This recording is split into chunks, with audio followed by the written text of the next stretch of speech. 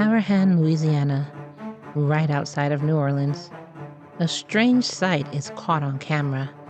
At 9:30 at night, a woman is seen walking down a quiet suburb street, wheeling a white bucket behind her, pulling with both hands. Is she preparing for yard work in the morning? The answer is more disturbing than you can even imagine. It's the case of Bunnak Hannah Landon, right now on Love and Murder. Welcome, everyone. Welcome to a new episode of Love and Murder, the weekly true crime podcast discussing relationships gone terribly wrong, where our motto is, you're either someone's last love or their first murder. I am your host, Kai, and this show discusses true crime cases told in the form of a story with mystery and suspense. Be sure to subscribe to Love and Murder on Spotify, Apple, or whatever platform you're on so you don't miss any of the cases. If you didn't know, you can also subscribe to our Patreon so that you don't have to hear an intro like this or commercials. In today's episode, we're talking about the case of pure and unadulterated narcissism. And I want to remind you that since this case is ongoing, everything that I say is my opinion only, and it is alleged. But first, I want to remind you to head on over to our exclusive group at patreon.com/love and murder. If you don't want an intro or commercials, like I said before, this is the best place for you to be. You can also get bonuses. And actually, this week, there's a couple of bonuses upcoming that you do not want to miss. So if you want commercial-free episodes and all the extras of every episode, you can get in starting at only $3 a month. Patreon.com/love and murder, and I'll talk more about that at the end of the episode. In the meantime, though, grab your butts, grab your apple juice, and let's get into some Love and Murder. Now, this case takes place in Harahan, Louisiana. I'm hoping I'm saying that town right. And this is a suburb approximately 11 miles outside of New Orleans. Now, almost everybody in the world knows about New Orleans. You know, Mardi Gras, and I don't know what else people would know. I know the famous thing is Mardi Gras, Bourbon Street, and the Mississippi River, I guess. I'm just trying to think of the most common thing everybody in the world would know about New Orleans. I personally love New Orleans. Not the partying aspect of it, but New Orleans itself. I love New Orleans. On Wednesday, April 26, 2023, a father, Michael Fontenelle, awoke and went to check on his daughter at 7:30 a.m., only to find her missing. He ran to tell his living girlfriend, but she too was missing. As he continued looking, he found his other child, a 7-year-old daughter, who was unharmed, but that was it. Then Michael immediately called the Harahan Police Department and reported them missing. Police came and investigated the home for clues. They then went to the child's mother's house and arrived at around 8:20 a.m. They found something weird in her front yard, which was a 10-gallon white bucket right out there on her lawn. Which is kind of weird. Maybe she's renovating, not too sure. So they went ahead and spoke with the mother, and she said she had never seen that bucket before. So they went ahead and opened it up and found human remains. Investigators immediately canvassed the neighborhood for clues, and you will never even guess in a million years what they found. On one of the neighbors' Ring cameras, they saw a woman casually walking down the sideway in plain view, not trying to hide or anything, pulling a white 10-gallon bucket in a wagon behind her. When they asked who this woman was, they found out it was Michael's girlfriend, Bunnak Hannah Landon. She went by Hannah. Investigations into the case uncovered shocking evidence linking Hannah to the crime.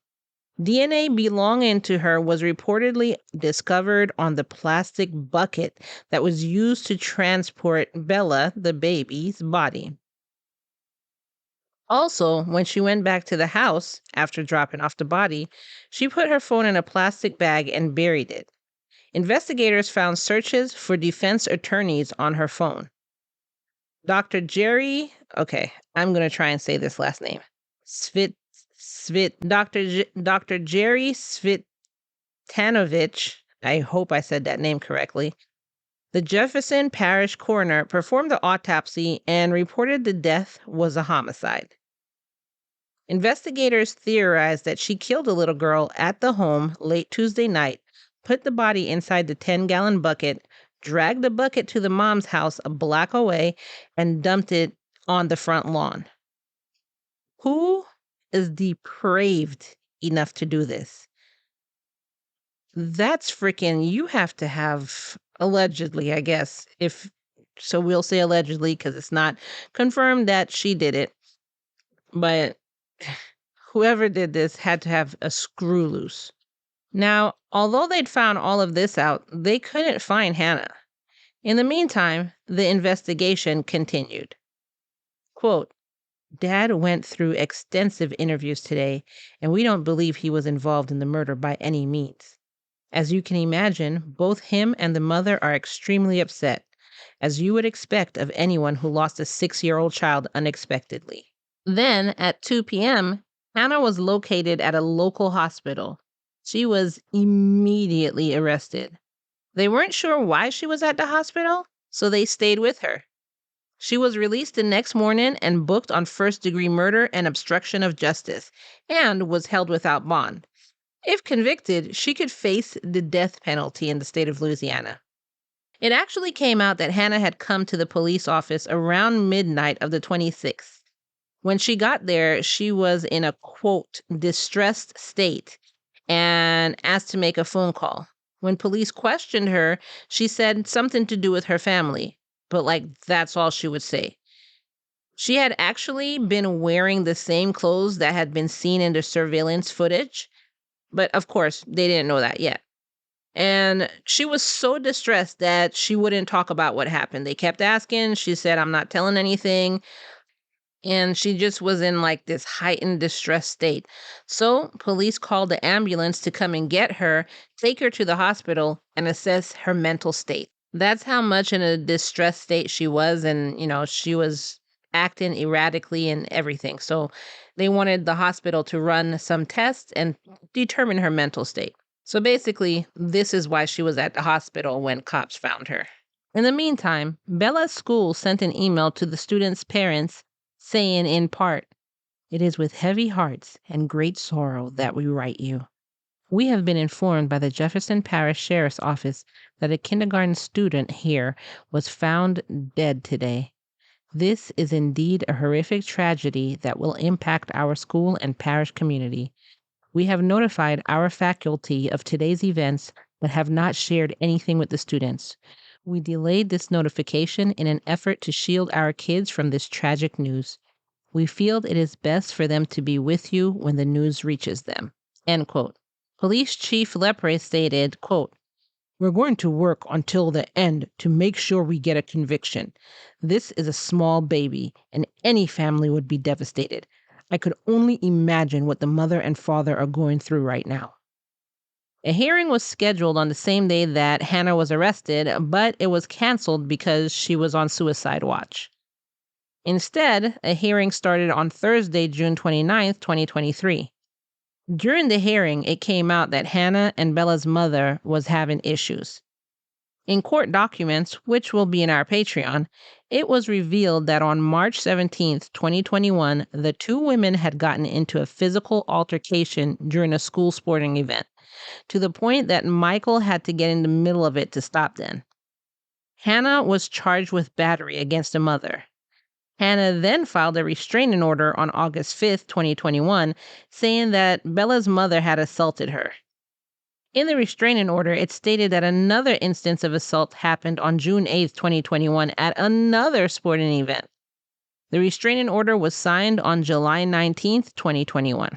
It also came to light that Bella had spoken to her school counselor and told them that she didn't like going to her father's house. She said that Hannah would be mean to her and her sister. Witnesses testified that Michael had a history of making threats against the girls and their mother. There was also a police report that was filed in 2019 that showed that Michael allegedly threatened Bella's mother with killing her, the two girls, and himself. Wow.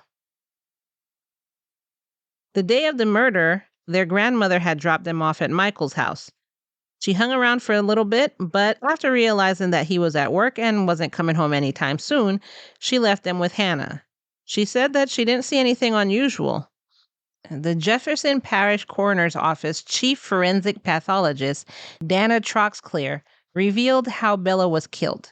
She had multiple blunt force, soft tissue trauma injuries to her head. However, it couldn't be said if she was beaten by hand or with something, or how many times she was even hit. She was also strangled. Also, it was reported in court that although the body had been placed in the bucket, it had not been dismembered. Now, it's important to note and renote that authorities don't believe either of the biological parents had any role in Bella's death. The focus currently remains on Hannah. During the hearing, it was determined that Hannah posed a danger to the community and was considered a flight risk, so she continued to be held without bond pending trial. Quote, "This senseless and heinous act has forever destroyed my family. No words can describe the pain that is running through our bodies. It's truly inhumane." As investigators continue and the case unfolds, the community mourns the loss of young Bella Fontanelle, and questions persist about the circumstances that led to this unimaginable act of violence. The pursuit of justice for the young victim remains at the forefront, and authorities work diligently to unravel the full extent of Hannah's alleged involvement. I'll try and keep you up to date as this case unfolds. Now, I'd love to hear your thoughts about this case, and you have 3 ways of sharing them with me. 1, you could tell me in the comments below. Number 2, you can join the Lamb Facebook group. It's free and a welcoming group where you can discuss the cases with the rest of the Lambs. Or number 3, you can join the exclusive Lamb community here at www.patreon.com/loveandmurder. My views on this case so far is that, okay, allegedly, everything is alleged.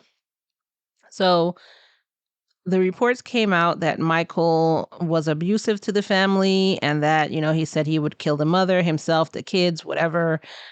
I wonder, not that I'm saying this is an excuse, I wonder if Hannah took it upon herself thinking she was helping her man to do this. Again, not blaming him at all because she's crazy, allegedly. But I wonder if that's what she was thinking. And also, as Bella's mother, I honestly, I don't know. I know I've seen trials of people jumping over the table to try and get the person who murdered their children, and I think that would totally be me. And also, WTF, 100% to the fullest of you rolling the child down to the mother's house and leaving the body on her doorstep. If that didn't scream you want to hurt somebody's feelings, or you want to one up, or you want to be the one who wins this fight that y'all have been having throughout the years, or what, like, come on, you were already with the man. What the hell?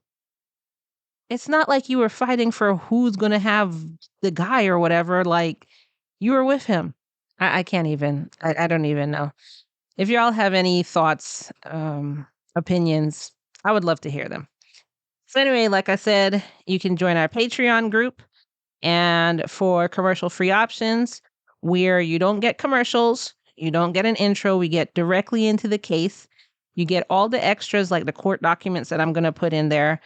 You get pictures, you get all of that in our Patreon for only $3 a month. And if you upgrade to any of the higher tiers, you'll also get bonus episodes. So not only do you get our full episodes, you also get bonus episodes, Serial Killer Corner, Crazy Crime Roundup, behind the scenes, what's happening with me, just what's going on with me, answering your questions about me, the host, bloopers if we have any, and just so much more. You get a lot of stuff in our Patreon. www.patreon.com/loveandmurder. Now is the time to join. Come on over. We'd love to have you. Before you go, don't forget to give me a 5-star review on whatever platform you're on. That would help me out greatly, and it takes no time at all. So thank you in advance. And the best and I guess freest way, if that's a word, to go ahead and help me out is by sharing this episode. Just share this episode with all of your friends. Just go ahead and hit the share button right now and send it in a text or in a WhatsApp or Instagram DM or whatever. Share, share, share, share, share. Follow us on social media. All the links are in the show notes below. And like I said, I will try and keep you up to date on this case as it unfolds. This is a very, very sad case, and I feel really bad for the parents. And as I always end each episode, it's by reminding you that it's, say it with me now, all love and no murder, y'all. Bye.